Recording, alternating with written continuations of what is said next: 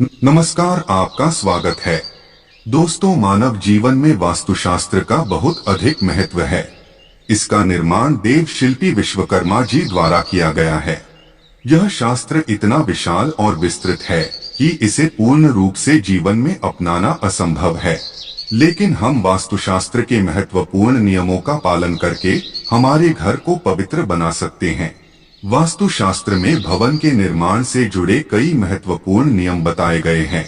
भवन के निर्माण से पूर्व भूखंड का चयन कैसे करना चाहिए, किस प्रकार का भूखंड भवन के निर्माण के लिए सर्वोत्तम होता है, तथा भवन के पास स्थित वृक्ष, मंदिर, पेड़ पौधे, मार्ग आदि का भी विचार किया जाता है।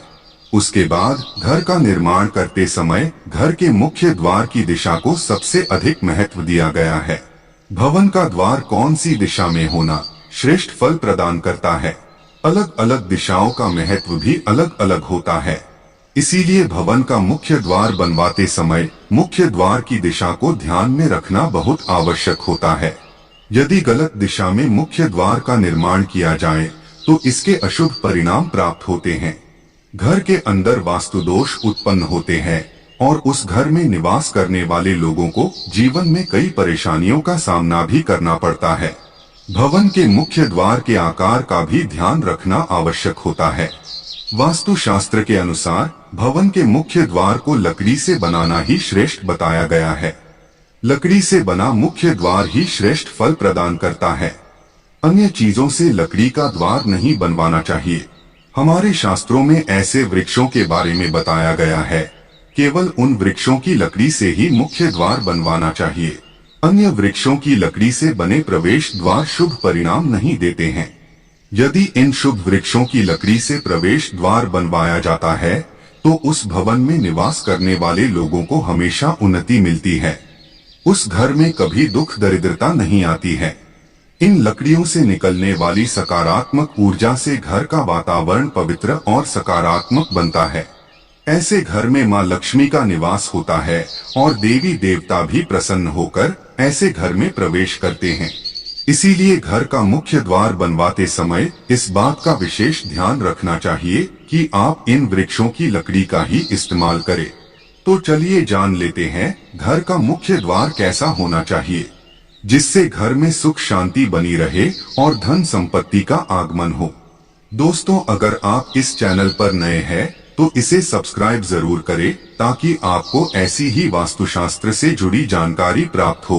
आगे बढ़ने से पहले आप कमेंट में जय श्री कृष्ण और जय मां लक्ष्मी जरूर लिखें। सबसे पहली बात दोस्तों, वास्तुशास्त्र में कहा गया है कि भवन का मुख्य द्वार अर्थात आपके घर का प्रवेश द्वार आपके घर के अन्य दरवाजों से आकार में बड़ा होना चाहिए। मुख्य द्वार कभी अन्य दरवाजों से छोटा नहीं होना चाहिए, ताकि घर के अंदर की और बाहर से आने वाली ऊर्जा का संतुलन बना रहे। अगर मुख्य द्वार आकार में छोटा होता है तो उस घर में हमेशा क्लेश और लड़ाई झगड़े होते रहते हैं। घर का मुख्य द्वार का आकार घर के अन्य द्वारों जितना भी नहीं होना चाहिए। मुख्य द्वार हमेशा ही बड़ा होना चाहिए, तभी इसका शुभ फल प्राप्त होता है। वास्तुशास्त्र में मुख्य द्वार से जुड़ी और एक महत्वपूर्ण बात बताई गई है कि मुख्य द्वार हमेशा 2 पल्लों का होना चाहिए। इस मुख्य द्वार को खोलते अथवा बंद करते वक्त दोनों हाथों का प्रयोग होना चाहिए।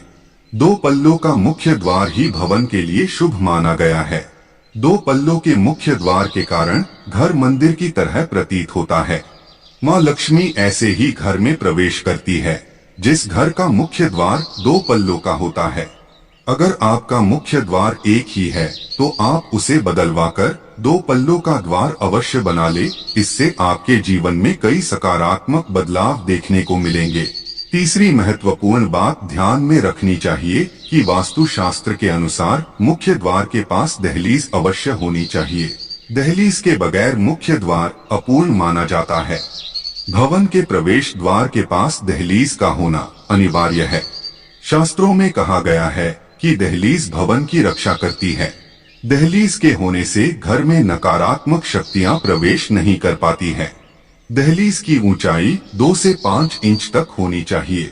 दहलीज की नियमित रूप से पूजा करनी चाहिए। दहलीज के पास नित्य घी का दीपक लगाने से माँ लक्ष्मी प्रसन्न होती है और घर में प्रवेश करती है। दहलीज पर शुभ चिन्ह अवश्य बनाने चाहिए। खासकर स्वस्तिक का चिन्ह दहलीज के दोनों छोर पर बनवाना चाहिए। इससे घर में बुरी शक्तियां प्रवेश नहीं करती है। श्री कृष्ण कहते हैं कि दहलीज न होने पर घर में प्रेत प्रवेश करते हैं और भवन में रहने वाले लोगों को कष्ट भोगने पड़ते हैं। इसीलिए घर में दहलीज अवश्य होनी चाहिए। वास्तु शास्त्र के अनुसार घर का मुख्य द्वार पूर्ण रूप से बंद होना चाहिए। मुख्य द्वार में किसी भी प्रकार की दरार और छेद नहीं होना चाहिए। भवन का मुख्य द्वार बंद होने पर घर के अंदर का दृश्य नहीं दिखाई देना चाहिए। मुख्य द्वार पर छेद अथवा दरार होने से घर में नकारात्मक शक्तियां प्रवेश कर सकती हैं। वास्तुशास्त्र में कहा गया है कि मुख्य द्वार टूटा हुआ अथवा दरारों वाला होता है तो उस घर में दुख, दरिद्रता और दुर्भाग्य का वास होता है। वास्तु शास्त्र के अनुसार मुख्य द्वार के ऊपर हमेशा तोरण लगाना चाहिए। मुख्य द्वार पर तोरण लगाने से अशुभ शक्तियां दूर रहती हैं। घर में कभी दुर्घटना नहीं होती है और बुरी नजर से रक्षा होती है। इसके अलावा आप मुख्य द्वार पर शुभ चिन्ह और धार्मिक प्रतीक अवश्य लगाएं। जैसे शुभ लाभ, स्वस्तिक अथवा ओम का चिन्ह अवश्य लगाना चाहिए। इससे घर में सकारात्मकता बढ़ती है। वास्तुशास्त्र के अनुसार भवन के मुख्य द्वार के ठीक सामने कोई खंबा, दीवार, कोई बड़ा पेड़, पानी की टंकी आदि चीजें नहीं होनी चाहिए। ये चीजें सकारात्मक ऊर्जा के मार्ग में बाधा निर्माण करती है। इन वस्तुओं के कारण वास्तुवेद निर्माण होता है और जीवन में धन से जुड़ी समस्या का सामना करना पड़ता है। ये चीजें मुख्य द्वार के सामने होने से जीवन में आने वाले अवसर भी कम होने लगते हैं।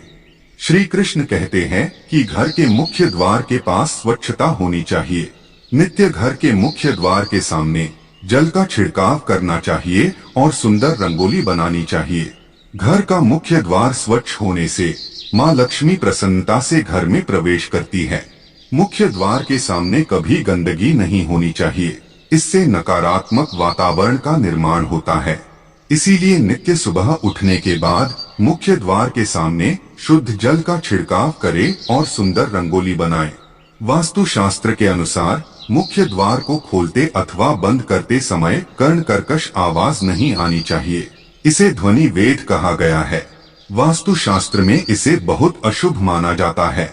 मुख्य द्वार से निकलने वाली कर्ण कर्कश ध्वनि के कारण घर में क्लेश और लड़ाई झगड़े होते रहते हैं। यदि मुख्य द्वार से ऐसी आवाजें आती है तो उसे तुरंत ठीक कर लेना चाहिए, अन्यथा आगे चलकर ये आपके जीवन में कई परेशानियां खड़ी कर सकता है। मुख्य द्वार कभी भी बाहर की ओर नहीं खुलना चाहिए। बाहर की ओर खुलने वाला दरवाजा अशुभ संकेत देता है। घर में निवास करने वाली लक्ष्मी घर से चली जाती है। ऐसे घर में बार बार विपत्ति आती है और संकटों का सामना करना पड़ता है।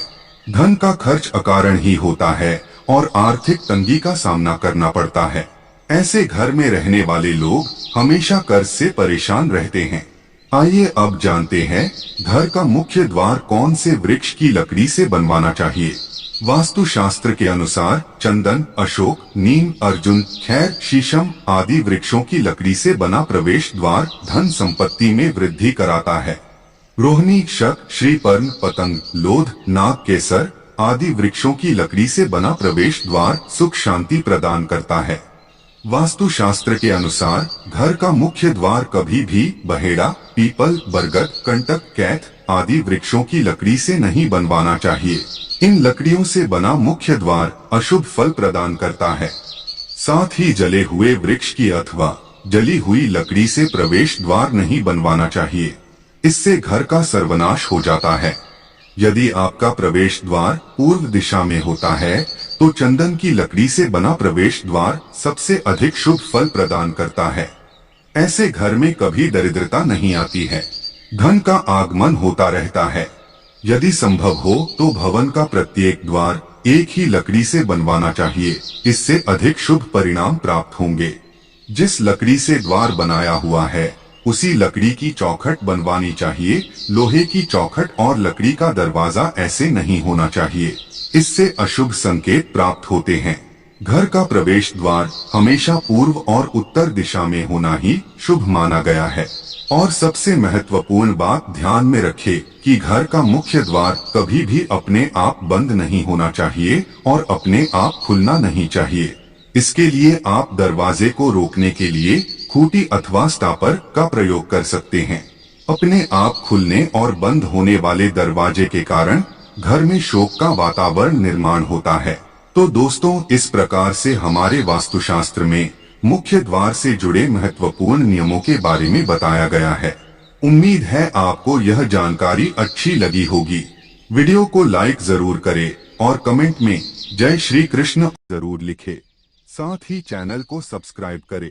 आप सभी का धन्यवाद।